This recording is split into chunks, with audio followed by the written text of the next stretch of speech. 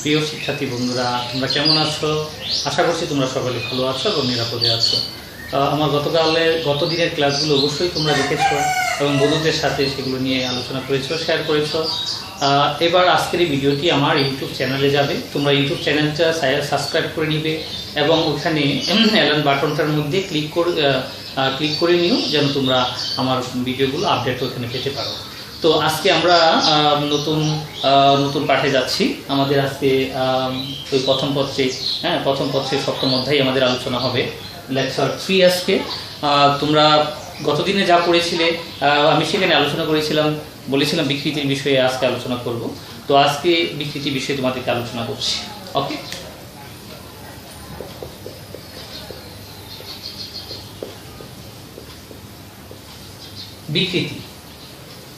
বিকৃতি কি? বিকৃতি হলো কোনো বস্তুর একক মাত্রার পরিবর্তন। কি বললাম? কোনো বস্তুর একক মাত্রার পরিবর্তনকে তার বিকৃতি বলা। হ্যাঁ, এখন একক মাত্রা কেন বলা হলো? এখানে মাত্রা বলতে এখানে বোঝানো হচ্ছে যে বস্তুটি যে পরিবর্তন ঘটবে সেই পরিবর্তন বাড়তেও পারে, কমতেও পারে, এবং তার দৈর্ঘ্যের পরিবর্তন হতে পারে, আবার আয়তনের পরিবর্তন হতে পারে, আকারেরও পরিবর্তন হতে পারে। সেই জন্য আমরা এখানে মাত্রা কথাটা আমাদের ব্যবহার করতে হবে যখন বিকৃতি বিষয়ে বলা হবে। বিকৃতি বলতে শুধু এখানে যে কোনোটা, মানে দৈর্ঘ্য, আয়তন, আকার যে কোনোটা হতে পারে। তাহলে বিকৃতি আমাদের সংজ্ঞাটার ক্ষেত্রে আমাদের একটু সচেতন হতে হবে। বিকৃতি কাকে বলে? যে কোনো বস্তুর একক মাত্রায় যে পরিবর্তন ঘটে তাকে বিকৃতি বলে। ওকে, তো খেয়াল রাখতে হবে এই বিকৃতির সময় এখানে তার আকারে বা তার দৈর্ঘ্য যে আমি বলি থাকি, তাহলে দৈর্ঘ্যের বা আয়তন বলা হলে আয়তনের বৃদ্ধিও ঘটতে পারে আর হ্রাসও ঘটতে পারে। তাহলে আমরা পরিবর্তনটা করবো হলো যেটা যদি হ্রাস পায়, হ্রাসের ক্ষেত্রে আমরা পরিবর্তনটা আমরা হিসাব করব, এবং বৃদ্ধির ক্ষেত্রে আমরা শুধু পরিবর্তনটা হিসাব করে আমরা এই সংজ্ঞায় প্রতিস্থাপন করব। ওকে, তাহলে আমরা এখানে বললাম যে বিকৃতি হচ্ছে একক মাত্রার পরিবর্তন। হ্যাঁ, তাহলে আমরা এখানে বিকৃতি যদি আমরা লিখি যে বিকৃতি সমান হচ্ছে মাত্রার পরিবর্তন।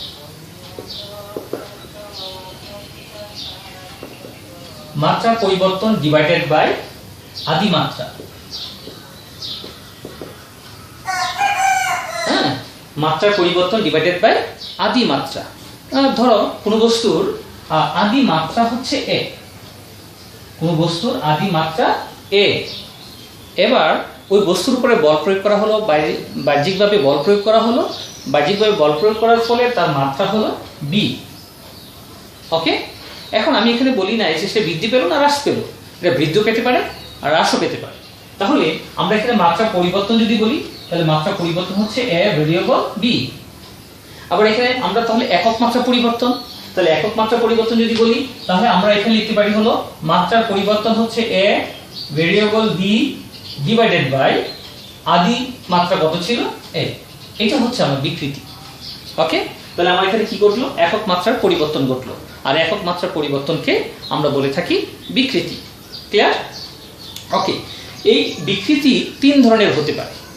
3 ধরনের বিকৃতি হতে পারে। যেমন নাম্বার 1 দৈর্ঘ্য বিকৃতি। দৈর্ঘ্য বিকৃতি। আবার নাম্বার 2 আয়তন বিকৃতি।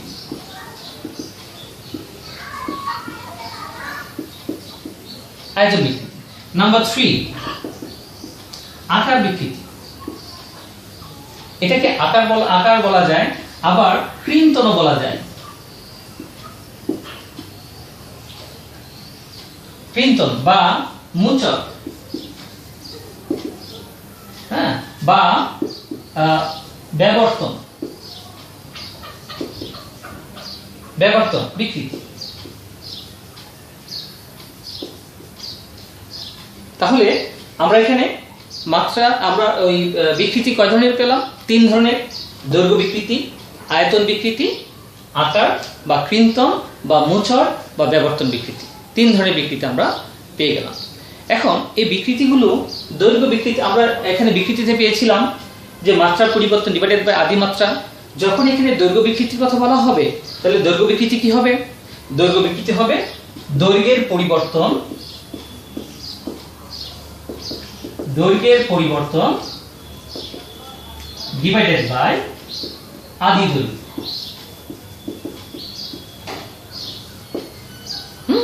আবার এখন আয়তন বিকৃতি কি? তাহলে আমরা একইভাবে আনতে পারি আয়তনের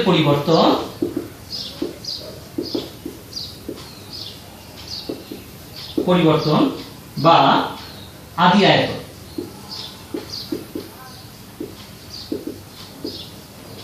ক্লিয়ার? আয়তনের পরিবর্তন ডিভাইডেড বাই আদি আয়তন। একইভাবে আমরা এখানে আনতে পারি ক্রিন্তন বিকৃতি বা আকার বিকৃতি। তাহলে এই ক্রিন্তন বিকৃতি বা আকার বিকৃতির ক্ষেত্রে আমরা এখানে বলবো হলো আপেক্ষিক পরিবর্তন। হ্যাঁ,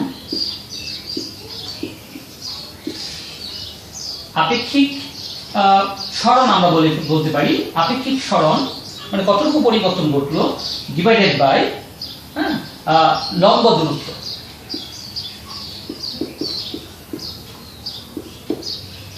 ঠিক আছে?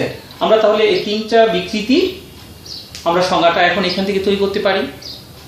সংজ্ঞা তৈরি করে আমরা একটু চিত্র দিয়ে এই বিষয়টা আরেকটু ক্লিয়ার হই। ওকে, আসো। তো আমার মনে করো, আচ্ছা আমি পুরোটাই কি করে ফেলি।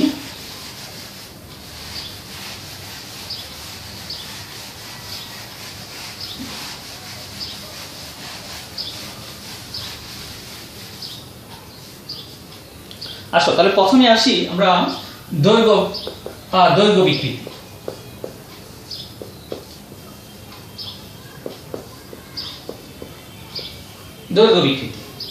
মনে করো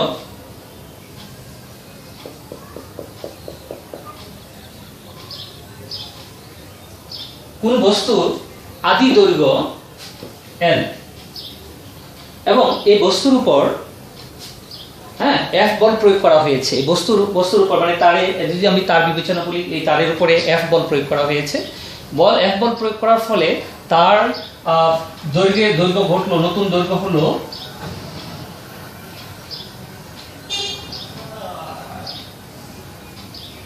এখানে নতুন দৈর্ঘ্য হচ্ছে L প্রাইম। তাহলে দৈর্ঘ্যের পরিবর্তন কতটুকু হলো? আমরা যদি হিসাব করে থাকি যে দৈর্ঘ্যের পরিবর্তন হচ্ছে স্মল এ। হ্যাঁ, দৈর্ঘ্যের বৃদ্ধি ঘটলে হলো স্মল এ, পরিবর্তন না, সরি, দৈর্ঘ্যের বৃদ্ধি হলো স্মল এ। তাহলে দৈর্ঘ্যের পরিবর্তন কি হবে? দৈর্ঘ্যের পরিবর্তন আমরা যদি দেখি তাহলে আমরা পাচ্ছি হলো যে L প্রাইম ইকুয়াল হচ্ছে স্মল এ, দৈর্ঘ্যের পরিবর্তন। তাহলে আমরা এখানে দৈর্ঘ্য বিকৃতি যদি আমরা এখানে লিখতে চাই, তাহলে দৈর্ঘ্য বিকৃতিকে আমরা আলফা L দিয়ে প্রকাশ করি।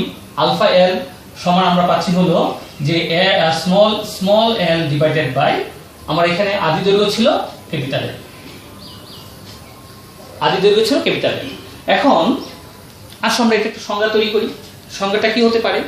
যে কোনো বস্তুর উপর বাহ্যিক থেকে একটি নির্দিষ্ট পরিমাণ বল প্রয়োগ করলে যদি বস্তুটি দৈর্ঘ্যের পরিবর্তন ঘটে তবে একক দৈর্ঘ্যে যে পরিবর্তন ঘটে তাকে দৈর্ঘ্য বিকৃতি বলে।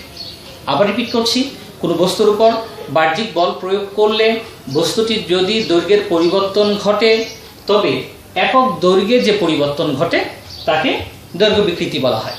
ক্লিয়ার? আসো এবার 2 নম্বর আয়তন বিকৃতি।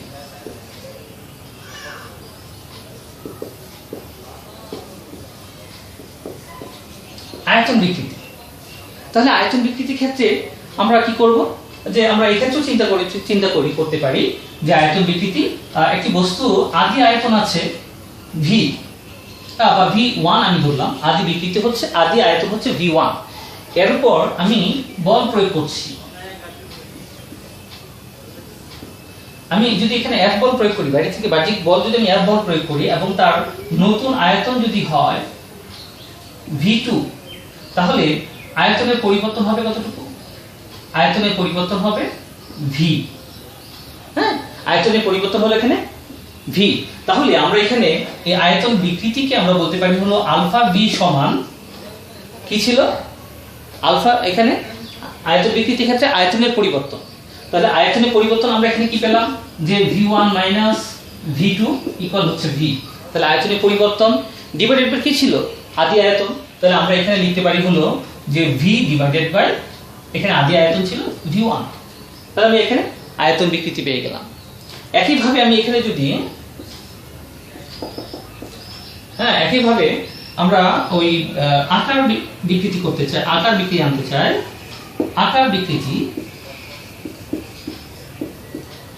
বিকৃতিটা কিভাবে হবে? আকার বিকৃতির ক্ষেত্রে মনে করো একটি বস্তু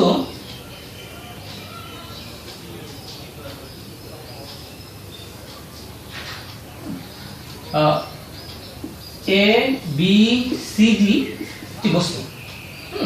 এখন এই বস্তুর উপরে যখন আমি বাহ্যিক বল প্রয়োগ করলাম, তার আয়তনের পরিবর্তন না হয়ে তার আকারের পরিবর্তন হলো, তার আয়তনের পরিবর্তন না হয়ে তার আকারের পরিবর্তন হলো। তো আকারটা পরিবর্তন হয়ে কি হলো, দেখো তার একটা বাহু এরকম করে বেঁকে গেল।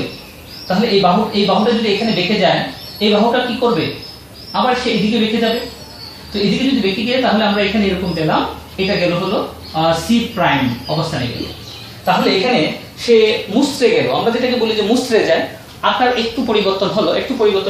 সেটা কি পরিবর্তন হলো, আমি ধরে নিলাম যে থিটা, আমার এখানে পরিবর্তন হচ্ছে, এখানে থিটা কোণে সে বেঁকে গেল। তাহলে থিটা কোণে যদি বেঁকে যায় এবং বেঁকে গিয়ে সে কোথায় গেল, বি প্রাইম অবস্থানে গেল, ফাইন। তাহলে আমরা এখানে যে পরিবর্তন আমরা পাচ্ছি, আমরা কি লিখেছিলাম ওইখানে, যে আকার বিকৃতির মধ্যে কি ছিল, আপেক্ষিক সরণ। তাহলে আপেক্ষিক সরণ কোথায় ছিল, আগে এখানে ছিল, সে সরণ ঘটে আবার সে বি প্রাইম বিন্দুতে গেল। তাহলে সরণ হয়েছে বি প্রাইম, এতটুকু সরণ হয়েছে। তাহলে এটা হচ্ছে তার আপেক্ষিক সরণ। আর অবিলম্বিক দূরত্ব, তাহলে অবিলম্বিক দূরত্ব হচ্ছে কি, এবি। তাহলে আমরা এখানে লিখতে পারি হলো যে আকার বিকৃতি আলফা এস ইকুয়াল, আমার এখানে আপেক্ষিক সরণ। তাহলে আপেক্ষিক সরণ কি, আপেক্ষিক সরণ হচ্ছে বি প্রাইম ডিভাইডেড বাই, আমার এখানে অবিলম্বিক দূরত্ব হচ্ছে এবি। ওকে, এটা আবার আমরা এখানে লিখতে পারি যে এটা যদি আমার এটা কোণ হয়ে থাকে, তাহলে ভূমি, এটা লম্ব। হ্যাঁ, তাহলে ভূমি আর লম্বর সাথে সম্পর্ক tan এর, অবশ্যই tan। তাহলে আমরা এখানে লিখতে পারি হলো যে tan থিটা। তাহলে আমরা এখানে পেয়ে গেলাম হলো আকার বিকৃতি আলফা এর সমান হচ্ছে tan থিটা। তাহলে আমরা এখানে সংজ্ঞাগুলো আমরা পেয়ে গেলাম। সংজ্ঞা কি হলো, আমি আবার রিপিট করছি। আমার এখানে দৈর্ঘ্য বিকৃতি কাকে বলা হয়, যে কোনো বস্তুর উপর বাহ্যিক বল প্রয়োগ করলে যদি বস্তুটি দৈর্ঘ্যের পরিবর্তন ঘটে, তবে একক মাত্রায় যে পরিবর্তন ঘটে বা একক দৈর্ঘ্যে যে পরিবর্তন ঘটে তাকে দৈর্ঘ্য বিকৃতি বলে। দৈর্ঘ্য বিকৃতি সমান হচ্ছে দৈর্ঘ্যের পরিবর্তন ডিভাইডেড বাই আদি দৈর্ঘ্য। আর আয়তন বিকৃতির ক্ষেত্রে যে কোনো বস্তুর উপর বাহ্যিক বল প্রয়োগ করলে যদি বস্তুটির আয়তনের পরিবর্তন ঘটে, তবে একক আয়তনে যে পরিবর্তন ঘটে তাকে বলা হয় আয়তন বিকৃতি। আয়তন বিকৃতি সমান আমরা কি লিখব, আয়তনের পরিবর্তন ডিভাইডেড বাই আদি আয়তন। একইভাবে আমরা আকার বিকৃতি বা কৃন্তন বিকৃতি বা ব্যবর্তন বিকৃতি বা মূর্ছল বিকৃতি, হঠাৎ যেটা আমরা বলি, তাহলে সেটার সংজ্ঞা কি হবে, যে কোনো বস্তুর উপর বাহ্যিক বল প্রয়োগ করলে বস্তুটির যদি আয়তনের পরিবর্তন না হয়ে আকারের পরিবর্তন হয়, তবে সংশ্লিষ্ট অংশে একক পরিবর্তনকে আকার বিকৃতি বলে। আমি আবার রিপিট করছি, কোনো বস্তুর উপর বাহ্যিক বল প্রয়োগ করলে যদি বস্তুটির আয়তনের পরিবর্তন না হয়ে আকারের পরিবর্তন ঘটে, তবে সংশ্লিষ্ট অংশে একক পরিবর্তনকে আকার বিকৃতি বলা হয়। তাহলে আকার বিকৃতির ক্ষেত্রে আমরা আলফা এর সমান লিখলাম হলো যে এখানে আপেক্ষিক সরণ ডিভাইডেড বাই লম্ব দূরত্ব। ওকে, তাহলে আমরা এই তিনটা বিষয় আমাদের মোটামুটি ভাবে জানা হয়ে গেল। এবার আমরা আসি নতুন আলোচনায় আসি, আবার নতুন টপিকসে আসি। ওকে,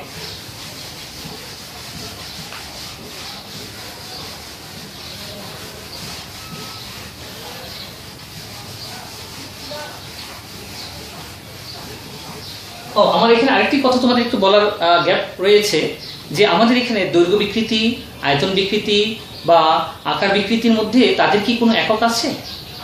তাদের কোনো একক থাকবে না। কারণ কি, যে আমার এখানে একই রকম দুটি রাশির অনুপাত। হ্যাঁ, একই রকম দুটি রাশির অনুপাত বলতে কি দৈর্ঘ্যের পরিবর্তন ডিভাইডেড বাই আদি দৈর্ঘ্য, তার মানে কি দৈর্ঘ্যের একক যদি মিটার হয় নিচেও আদি দৈর্ঘ্য মিটার, তাহলে মিটার মিটারে কাটা যাবে, তাহলে আমার এখানে কোনো একক থাকবে না, তাহলে তার কোনো একক থাকবে না, তার কোনো মাত্রাও থাকবে না। ওকে, আসো এবার আমরা নতুন টপিক আবার নিচ্ছি, সেটা হচ্ছে পীড়ন।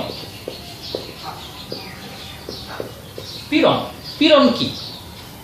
পীড়ন হচ্ছে যে কোনো বস্তুর উপর বল প্রয়োগ করলে, বাহ্যিক বল প্রয়োগ করলে বস্তুটি এই প্রযুক্ত বলের বিরুদ্ধে ওই বস্তুর মধ্যে একটি প্রতিরোধকারী বলের সৃষ্টি হয়। কথা ক্লিয়ার? আবার বলছি যে কোনো বস্তুর উপর যদি বল প্রয়োগ করা হয়, ওই প্রযুক্ত বলের বিপরীত ওই বস্তুতে একটি বলের সৃষ্টি হয়। হ্যাঁ, ওই বস্তুতে প্রযুক্ত বলের বিপরীত যে বলের সৃষ্টি হয় তা একক একক ক্ষেত্রফলে যে বলের সৃষ্টি হবে তাকে বলা হবে পীড়ন। ক্লিয়ার?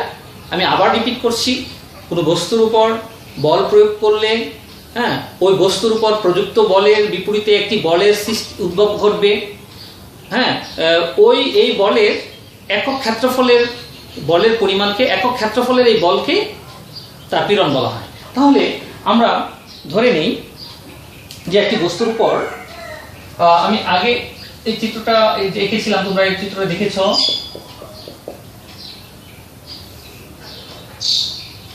যে এটা একটা তার, এই তারের আদি দৈর্ঘ্য হচ্ছে L। এই তারের আদি দৈর্ঘ্য L, এর উপরে আমি আবার এখানে কি করলাম, বল প্রয়োগ করলাম। বল প্রয়োগ করা থেকে তার যে দৈর্ঘ্য হলো L প্রাইম। এখন এই দৈর্ঘ্য বরাবর আমি যে বল প্রয়োগ করেছিলাম সেই বলের পরিমাণ ছিল F, সেই বলের পরিমাণ ছিল F। তো এই যে বল প্রয়োগ করেছি, এই তারটা কি করছে, প্রযুক্ত বলের বিরুদ্ধে সে আবার একটা বল প্রয়োগ করছে, সে আবার আগে জায়গায় যাওয়ার জন্য চেষ্টা চালাচ্ছে।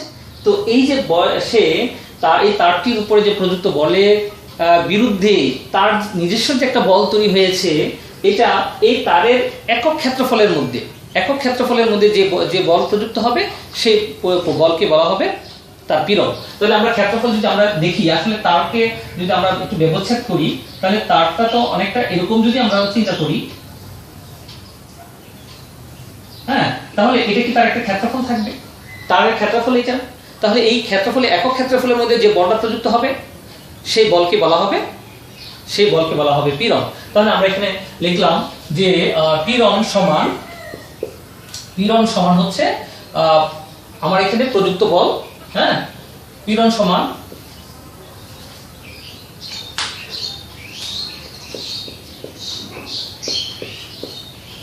প্রযুক্ত বল ডিভাইডেড বাই ক্ষেত্রফল।